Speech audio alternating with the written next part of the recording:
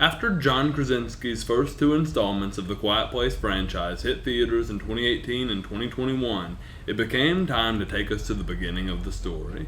Making a prequel film to a horror franchise is a modern trope used by other such franchises like The Conjuring, Annabelle, Insidious, and more. When New York City is hit by a meteor, the loudest city in the country goes quiet. It's time to take a look at A Quiet Place Day 1. Hello and welcome to Studio Cinema Saturday, the show where we review films old and new, the ones you don't like and the ones you do.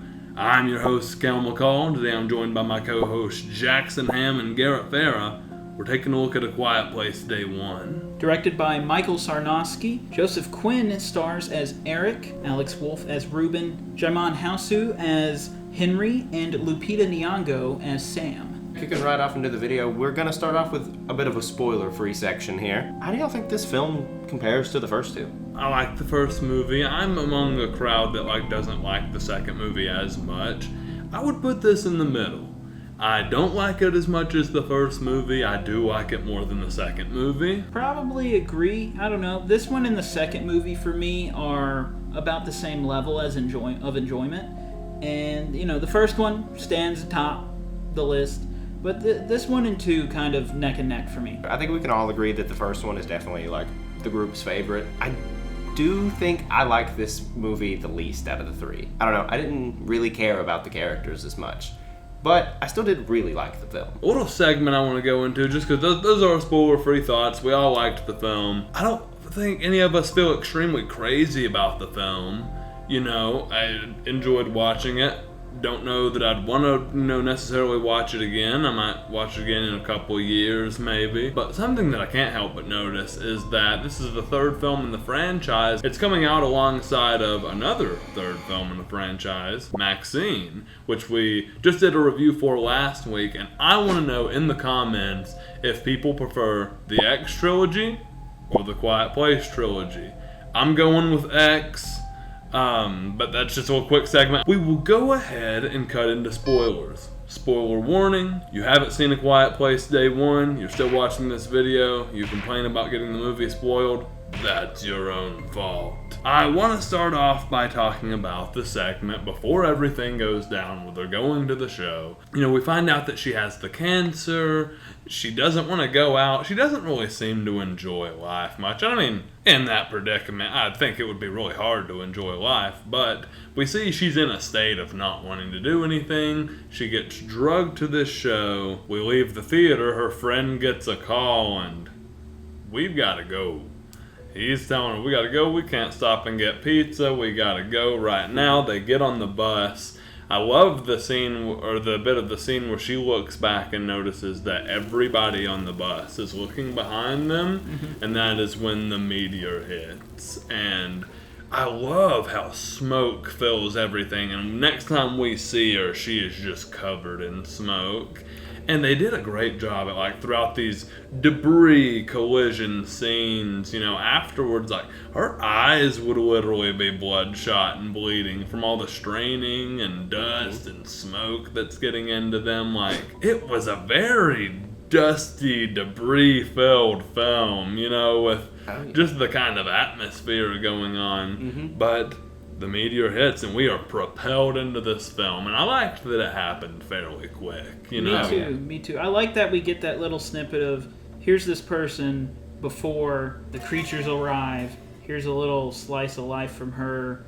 You get to see, because I didn't know she was going to have cancer going into this movie. Right. So when I see that, I'm like, oh, this is going to be a really interesting kind of take. And it lends to more heart in the film. I think one of this film's strong suits is how much heart it brings. And her character and Eric, who we meet later in the film, who is from Stranger Things, I really love the amount of heart they bring to the film as well, because I'll talk a little bit about her character arc. She starts out, she doesn't want to go anywhere. She just doesn't have a lot of hope in her life, and he's a character that I think brings her some hope and kind of solidifies this theme that human connection and that we all work stronger together.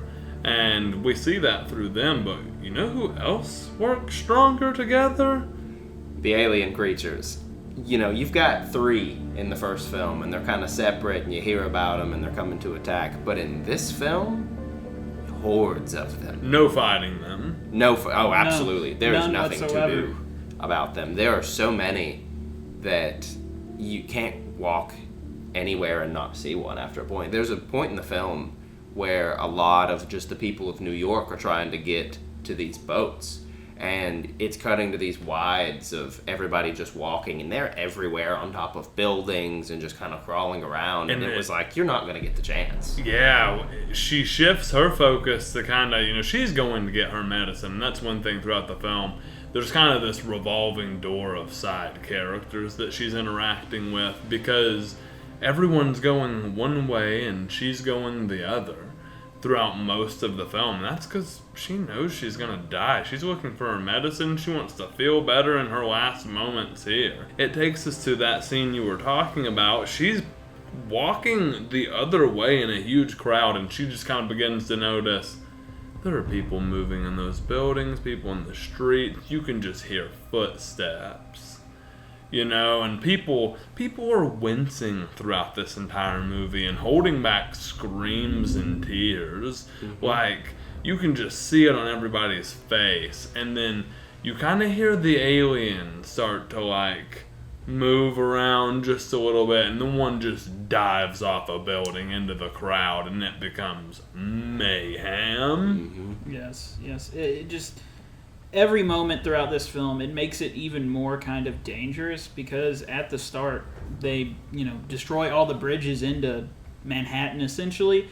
So they're just trapped on basically an island with a bunch of these things. Yeah, and one thing I'll say, last week I commented that, like, I thought Maxine struggled to keep tension sometimes. This film really worked its tension a lot of times. Like, I think of the scene where her friend dies when he was turning off the generator, and that is tragic. 'Cause, I mean, you hear the generator go off, and you know he's about to die, but then he's quiet for a second, and then he rips his shirt. And there's this moment.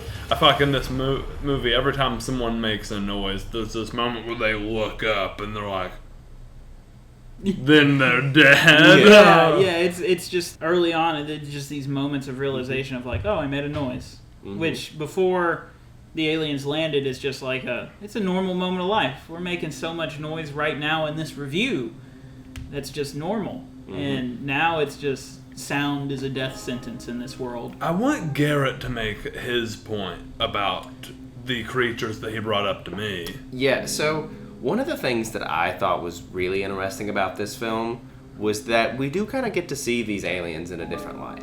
This is the first time we've ever really seen them show any signs of intelligence.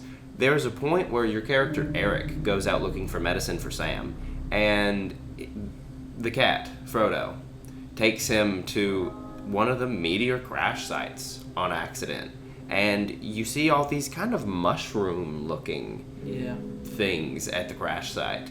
And the aliens are just kind of like, oh, hey, like, let's eat. And they go and they crack them open, and they're like interacting and almost communicating and eating this. Even to the point where Eric gets found out, almost. When one of the aliens opens up to get that little extra listening in, he does hear Eric's heartbeat, but he doesn't do anything about it. And so I've kind of gathered this information to think that maybe they're not predators. They are genuinely just maybe even survivors from another planet that have come here to kind of find a new home. And all of this sound is just genuinely hurting them. Like we see in the end of the first film that, you know, sound at a high enough frequency will almost kill them. So I'm thinking that it's not that we've just got these, you know, invading creatures.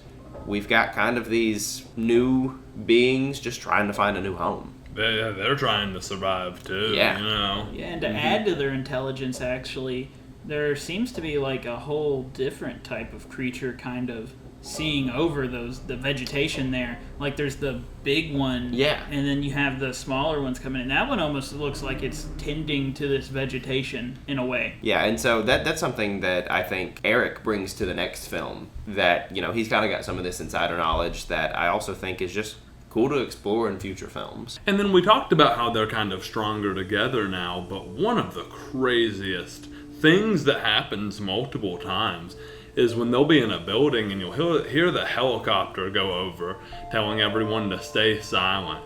And then there is just a horde of the creatures that will chase after the helicopter, and they can't get up to it, I don't think. It shook the screen, it felt like, and the sound felt like it shook the theater. It is just an awesome, like, horrifying moment that happens multiple times. One thing that we've totally slipped over this whole entire film is Frodo.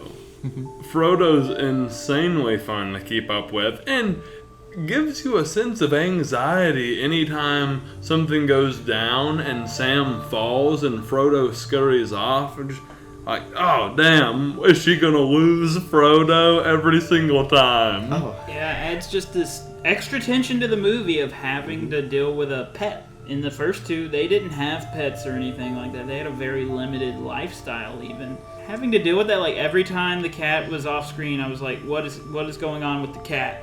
What is happening? And then, of course, like, the cat, in a way, in the little vegetation scene, kind of almost is the reason Eric almost gets found out.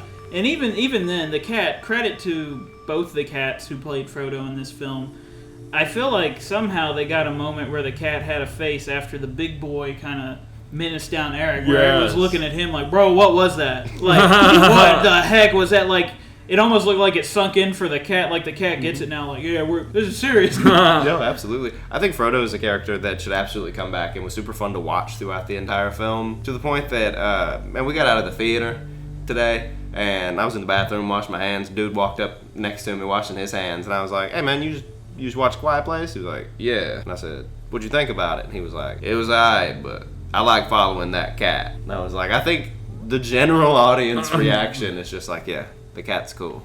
And I'll say I have a similar reaction to the cat that I did to the cat in Alien, Big Ridley, and it feels like, oh, we're taking inspiration from that maybe. What did you guys think of Sam just as a main character? I know you said you kind of struggled to connect to the characters here. I liked her. I liked her arc throughout, like the way she saves Eric at the end. You know, kind of is more content at the end of her life.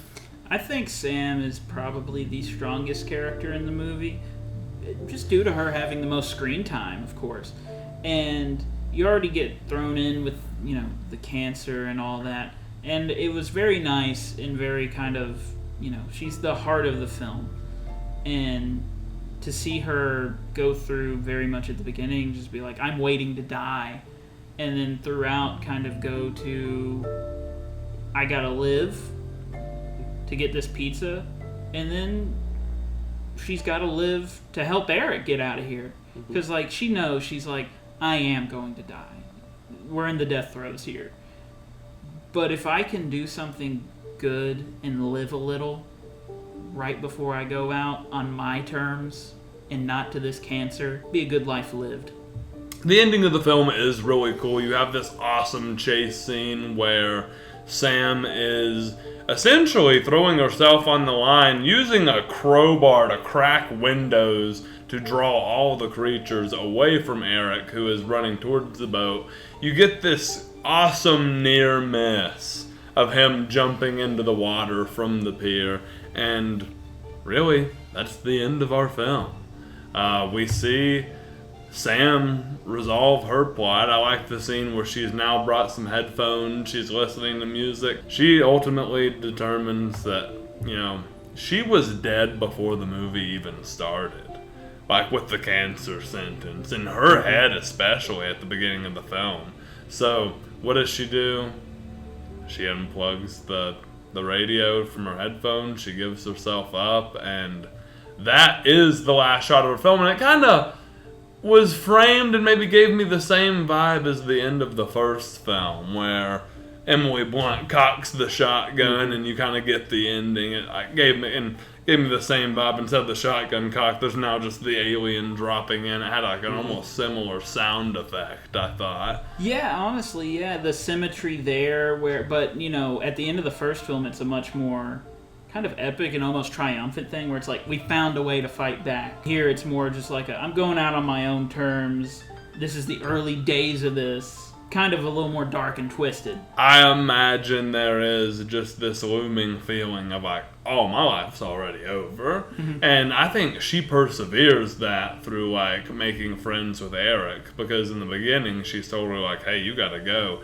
And then you get to like them doing the card trick and in the pizzeria, and you actually getting like this heart out of her character that totally was not there in the beginning. So the final thing we have left to do is score the film. Overall, I'd say I probably score the film like a 6.5. I think I enjoyed a lot of things about it, but it just wasn't something that I felt super interested about. I thought it had some slow moments without, and just overall, I kind of just like the other two more. I'll do a 7.5 out of 10. I enjoyed this movie very much. I didn't know what to think going into it and was pleasantly surprised by the heart that it had with Sam's journey and all that. And I just like the Quiet Place universe. I think if we can do more cool concepts of spin-offs, because the concept for this was really cool. Like, let's go to a really noisy place and drop these aliens and follow what happens. If That we can was do cool. other cool concepts like this within the Quiet Place universe, go ahead. Let's not go too crazy. Let's keep it to really interesting things. And then Quiet Place Part 3, I think, is coming out in the next few years, so I'm excited for that. But overall, 7.5 out of 10. I enjoyed it. Yeah, I'm right in the middle of you guys. I'm a 7 out of 10. Was surprised by this movie. Had like semi-low expectations. I saw Maxine and Quiet Place this week, and I really thought that like Maxine was going to be the film that I walked out of and was like, oh, that was by far the best film I saw this weekend. But Quiet Place day one like thoroughly surprised me. I wouldn't say, it's really hard for me to maybe pick which one I liked over the other. I might have liked Maxine more, but I still give this a 7 out of 10. It was good. It was the heart that made me give it such a high score, because I feel like horror movies like this struggle to keep that heart sometimes, most of the time even. It could have easily been just a prequel about two people, very basic, very similar to the first two, of just two people surviving in this universe, just like, now it's the first day instead of day whatever. So adding in those more emotional elements to it, I think work. We hope you enjoyed this review of A Quiet Place Day 1. I hope you like the first two movies. I want to know what people think about the comparison between the three. Let us know which Quiet Place movie is your favorite in the comments. I hope you enjoy Studio Cinema Saturday. We've done Civil War, Dawn of the Planet of the Apes, Maxine. So stay tuned for all the rest of the content we'll have coming out. And be sure to check us out in October. We'll be doing Studio 24's Horror Month. We'll release 4 horror short films to the YouTube channel, our last one being on Halloween, and we're so excited. Filmmaking is what we love, and it ties us into watching all these wonderful movies, and we love to sit here and do it with an audience. So I hope you're staying tuned for all the content coming out, and we'll see you there. Alright, yeah, I think that's a good video. Okay. Word. Dalton, get your ass out of here. We gotta do X-Men again.